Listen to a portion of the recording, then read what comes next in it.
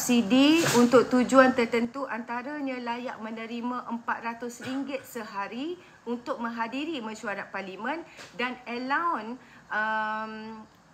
sekali seumur hidup sebanyak RM1,000 setiap 3 tahun untuk membeli pakaian rasmi hitam. Okey, dan MP juga layak untuk mendapat pencen selepas menamatkan 36 bulan perkhidmatan yang boleh diambil kira dan mencapai usia 50 tahun. Dan adun pula, okey, untuk adun Sarawak, allowance mereka ni RM15,000 sebulan. Melaka sebanyak RM12,000 sebulan, Selangor RM11,500 sebulan. Selangor RM11,500 sebulan, Pulau Pinang RM11,500 sebulan, Kedah RM11,000 sebulan, Terengganu RM11,000 sebulan, Pahang RM11,000 sebulan, Perak RM6,000 sebulan, Perlis RM6,000 sebulan. Yang aku jadi hairan ini, Kelantan dan Terengganu ni allowance adun ni tinggi, sedangkan Perak hanya RM6,000 saja sebulan, Perlis RM6,000 saja sebulan. Terengganu pun RM11,000 sebulan. Kan? Saya pelik juga. Diorang ni kerja tak berapa nak perform. Negeri duk tang tu juga. Kan? Tak ada buat kerja apa sangat pun. Negeri tak adalah sekaya Selangor. Tetapi gaji allowance kepada MP ni sama macam Selangor. Selangor RM11,500. Dia RM11,000. Negeri yang maju, yang menyumbang kepada KDNK negara seperti Pulau Pinang, seperti Selangor, seperti Negeri Sembilan, seperti Johor, lebih kurang aja allowance MP dia. Allowance adun dia. Kan? Dan kalau kita tengok, kalau MP dan adun ni, dia pegang jawatan di JLC pula. Kan ini boleh memberikan diorang wang tambahan sebanyak RM40,000 sehingga RM50,000 sebulan. Korang zaman 33 bulan PN pegang dulu, semua yang menyokong Mahyadin ni diberikan sama ada jawatan timbalan menteri, sama ada menteri ataupun jawatan di JLC. Kau bayangkanlah. Sebab itu diorang sekarang ni meroyan nak tebuk atap. Sebab apa? Sebab diorang dah sedap, dah dapat puluh-puluh ribu sebulan. Kalau dah dapat puluh-puluh ribu sebulan, lepas itu tiba-tiba hilang sekelip mata. Masa PRU15, bukan main lagi diorang ni duk tabur.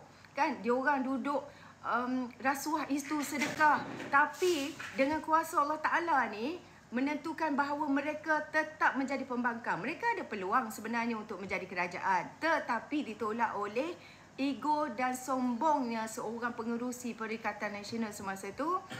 Jadi PAS ini ialah ibarat lembu yang dicucuk hidung, terpaksa ikut sahaja. Konon-kononnya mampu nak menjadi kerajaan, tetapi tak habis-habis nak tebuk atap. Sebab menyesal dulu tak pergi sign setuju supaya berada dalam kerajaan.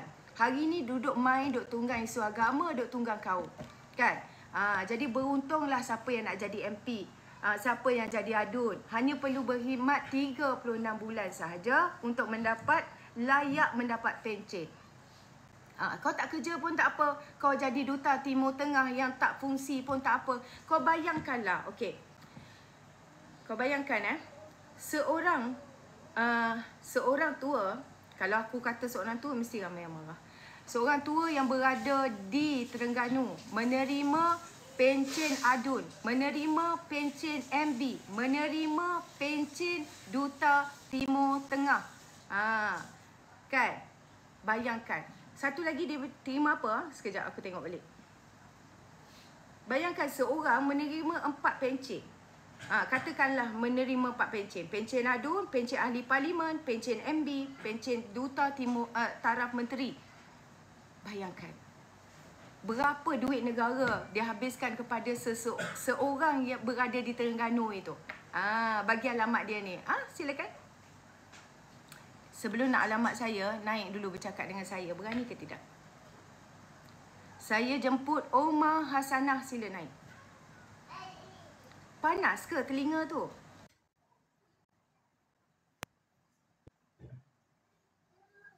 Okey. Jadi, ya. Assalamualaikum. Assalamualaikum warahmatullahi wabarakatuh. Oh, Ya, ni boleh saya teruskan ataupun ada abang nak cakap apa? dah Silakan. saja seronok juga dengar pasal pincin-pincin ni kan. Orang-orang politik dapat pincin banyak. Noh. Teruskan. Ya. Itulah kadang-kadang kita ni sebagai rakyat tertindas dengan harga barang naik, dengan gaji teruk apa semua, lepas tu yang mana raja kerajaan gaji Okey, rendah saya pun nak lepas tu tanya, nak pincin. rakyat mana bang yang tertindas bang? Rakyat mana yang tertindas? Rakyat Malaysia Apa lah. bezanya gaji abang hari ni, gaji penjawat hari ni, penjawat awam hari ni dengan masa Perikatan Nasional 33 bulan hari tu, saya nak tanya. Kalau tertindas, dulu gaji masa Perikatan Nasional dapat 4,000 tapi sekarang ni diturunkan 2,000 ataupun dipecat langsung. Ada tak berlaku begitu? Saya nak tanya. Tak ada. Tak ada. Okey, siapa yang tertindas? Tertindas hari ni berpunca daripada harga-harga barang yang naik tu. Okey. Harga barang apa yang naik? Macam-macam lah, termasuk beras, gula. Okey, beras tu beras apa yang naik? Okey, beras ni beras import lah, kita cakap beras import. Beras import kerajaan kawal atau tidak? Tidak. Tidak kawal. Dah kalau tidak kawal, kerajaan mana pun daripada Mahathir dulu sampai sekarang tak kawal, bukan salah kerajaan kalau beras tu naik. Sebab benda yang import bukan dikontrol oleh kerajaan kita. Benda yang import ni terpulang kepada siapa yang mengeksport itu untuk letak harga tu. Jadi kalau harga kita beli mahal, macam abang berniaga. Abang beli barang dah mahal, abang takkan nak jual murah. Betul. Dia macam ni, dia okey. Dia beras tempatan ni, super tempatan ni banyak. Tapi kebanyakan kilang-kilang ambil kesempatan. Mereka tukar packaging. Daripada beras super tempatan, mereka tukar kepada packaging beras import. Hari ni, sebab kita tak ambil tahu tentang tu, kira kerajaan hari ni kementerian dalam bidang tu dia tak ambil tahu. Faham, dia tak pergi check 100% kilang-kilang apa semua. Saya nak tanya abang lah. Abang ada dengar tak kenyataan oleh Maidin, pengarah Maidin, pengurus besar Maidin, berkenaan dengan beras tempatan dulu tak laku di pasaran. Malah beras tempatan dulu, abang mute sekejap dulu sementara saya bercakap. Okey. Kalau abang dengar apa yang pengurus besar Maidin, Datuk Maidin beritahu, dia kata dulu beras tempatan ni kalaulah ialah memang kena hantar balik. Sebab beras ni dia tak tahan lama kan. Sampai masa dia akan keluarlah benda tu kan. Binatang tu. Dia ada tarikh luput dia. Jadi terpaksa dipulangkan semula sebab tak laku beras tempatan. Tapi disebabkan oleh kenaikan harga beras dunia lah kita sebut dan ban ekspor oleh India ni menyebabkan harga itu naik lah sebab demand tu tinggi. Okey, tak apa. Abang pun tahu pasal tu. Dan sekarang ni bila tiba-tiba kita punya keluaran berapa persen saja dalam negara kita beras kita ni. Lepas tu semua orang nak beli beras tempatan. Abang rasa cukup tak? Kenapa abang tak fikir berkenaan dengan kenapa kerajaan sebelum ni, kerajaan PN lah, saya letak contoh, ini contoh tak pernah fikir berkenaan keterjaminan makanan ni. Takkan dalam 1 tahun, bayangkan situasi beras ni berlaku bulan 7 tau, bulan Julai bang. Bulan Julai tu baru saja kerajaan masa tu dalam 7 bulan lah memerintah, 7 bulan 8 bulan macam tu. Takkanlah dah mampu nak mengeluarkan beras dengan banyak beras tempatan. Masa tu kita baru aja start menanam beras, berkempen tanam macam sekincan. 5 kali tuaian dalam 2 tahun. Abang rasa kalau kita baru saja start kempen, kita baru saja mulakan secara progresif kan, penanaman padi ni secara itulah besar-besaran, abang rasa sempat tak kita nak tuai masa tu? Atau kita nak pasarkan lah. Sebab itu pada bulan 11 saya rasa diumumkan ada 700 tan beras tempatan untuk diedarkan. Itulah hasil daripada penanaman di Sekincan, di Perlis dan di Negeri Sembilan dan beberapa negeri lagi. Termasuk Pulau Pinang tu sendiri. Jadi adilkah kita nak hukum kerajaan hari ini atas kegagalan kerajaan sebelum ini yang tak kisah pun berkenaan dengan keterjaminan makanan? Okey, sila bang. Bang buka mic bang, buka mic.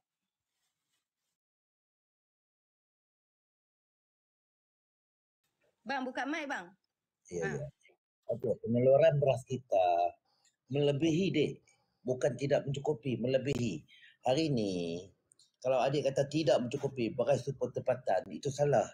Okey, kita boleh buat macam ni. Adik kena faham, kerajaan kena bertegas. Yang pertama, perniaga-perniaga kedai tidak dibenarkan pakai beras super tempatan. Okey, tapi kerajaan tak buat. Dia faham tak? Lepas tu, pemborong-pemborong, pekedai-pekedai, kebanyakan kalau adik pergi berjalan, pergi tengok, pekedai-pekedai ni lah orang yang jual kedai makan ni, mereka ambil sekali ambil 4 beg, 5 beg, 4 beg ke 5 beg.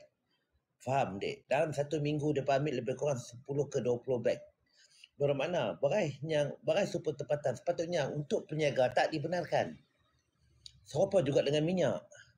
Minyak packing sepatutnya untuk peniaga-peniaga kedai makan tak dibenarkan. Tapi hari ni kerajaan tutup mata. Itu yang menyebabkan rakyat yang mana kerja kampung apa semua, yang tak berniaga, yang makan gaji bulanan ataupun kerja buruh, menjadi beban pada mereka. Sebab apa kerajaan tak ambil tindakan? Adik cuba jalan. Sekarang ni saya anggap diri saya pakcik lah. Sebab lebih tua banyak angat dengan adik. Pakcik ni berjalan merata adik. Nah, satu Malaysia pakcik berjalan. Pakcik tengok tak ada yang basmi tentang tu apa semua. Cuma hari ni yang kita tengok betul-betul satu YB di Melaka saja yang ambil tindakan. YB lain kalau adik tengok esko-esko lain ada tak buat kerja ni? Tak dik. Tak turun padang langsung. Dia kena faham yang tu. Kita bukan kata masalah hari ni Anwar memang dia kerajaan hari ni kita beritahu terlalu lemah dari segi apapun. Bila kita bercakap, dia bagi serupa Mak Sabu bercakap hari ni. Bila kita tanya pasal masalah telur, pasal harga naik apa semua, dia boleh bagi satu alasan yang tak munasabah. Dia kata ayam merajuk. Ayam tak bertelur. Bukan itu satu alasan, dik. Adik biasa tak pergi kandang ayam macam tak? Boleh saya cakap ayam. Okey, saya nak beritahu kat abang lah. Isu beras ni bukan isu yang politik lah. India dia haramkan ekspor semua beras kecuali beras grade basmati. Malaysia ni saya nak bagi tahu jumlah ekspor beras India setahun bersamaan dengan beras Malaysia selama 10 tahun. Bayangkanlah betapa banyaknya kita import. Banyakkan barang-barang makanan ni kita import bang. Beras Malaysia hanya menampung 80% penggunaan domestik. Selebihnya dipenuhi dengan beras import. Okey, dengar dulu. Saya nak bagi tahu beginilah. Kalau nak bercerita berkenaan dengan lemah. Yang lemah ni baru saja umum tadi. 5 juta untuk KBS.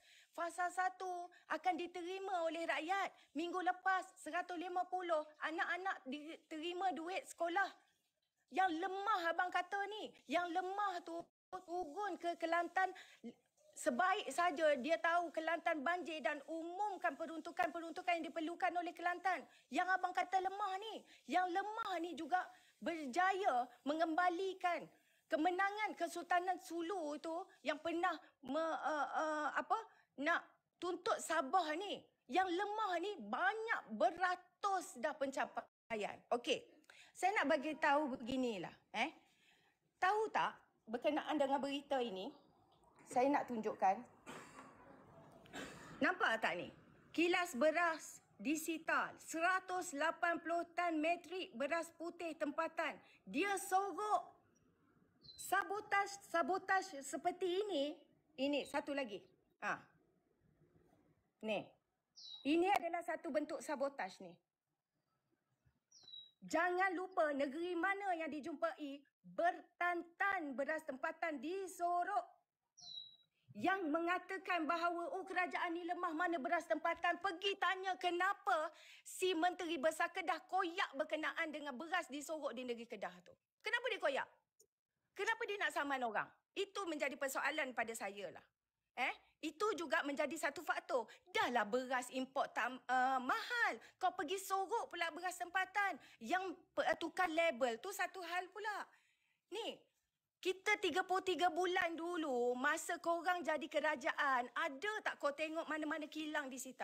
Ada tak kau tengok mana-mana KPDN ambush kedai-kedai? Sekarang ni KPDN kalau pergi buka dia punya Facebook dia, ya Allah, hari-hari ambush kedai-kedai. Yang sorok barang, yang geng-geng dia keluarkan. Kadang-kadang warga asing kan, dia jaga kedai tu, dia keluarkan minyak masak paket dan sebagainya. Dah kena ambush, dah kena sita, dah kena rampas. Kerajaan hari ni saya nak beritahu abang. Okey, jadi kita ni, kalau kita nak menyalahkan orang, nak tuding jari, memang mudah sangat-sangat kan. Sebab kita ni, ialah nak burukkan orang, bukannya susah. Takkan sorok beras sampai 180 tan metrik yang bernilai 400,000 tu sampai ialah nak pergi saman rakyat-rakyat yang buat posting mengenai itu. Itulah maknanya something wrong is somewhere lah kan. Kita tengok. Lepas itu apa kerajaan buat? Kerajaan ni pergi jumpa balik India, minta tolonglah, importlah pada kami pada harga yang lama. Dapatlah, hari tu saya tak ingat berapa tan lah, 100,000 tan ke, tak ingat lah. Okay. So, beras tempatan, dia terikat atas harga siling. Apa function dia sorok? Ianya boleh merugikan kalau diperam beras-beras itu, betul tak? Kalau dibawa keluar boleh jual, dapat untung. Tapi kenapa sorok? Sorok tu supaya dapat menjejaskan imej kerajaan. Orang bodoh pun boleh fikir. Beras tu, dia ni kalau peram, dia akan rosak. Tapi kenapa dia sorok? Dari situ je. Tiap minggu hari tu kita dapat tahu, kilang ni, kejap lagi kilang ni, kejap lagi kilang tu. Dan saya rasa, kalau abang nak cerita pasal beras ni, benda ni dah lapuk dah bang. Orang yang duk ratib hal beras ni hanyalah walaun PN aja. Serius saya cakap. Silakan abang Sir Adam. Terima kasih host ya. Sebenarnya host maaf sebenarnya saya setuju apa yang abang Mati Saiz ni cakap. Mati Saiz ke nama dia? Okey, abang Mati Saiz ni cakap betul ya. Kerajaan sekarang ni lemah. Banyak sangat tanda-tanda, banyak sangat tanda-tanda dan bukti yang memang aku sangat bersetuju dengan dalil-dalil dan kata-kata. Tadi aku dengar je. So kali ni aku terpaksalah bersetuju. Sorry lah host Apa yang abang Mati Saiz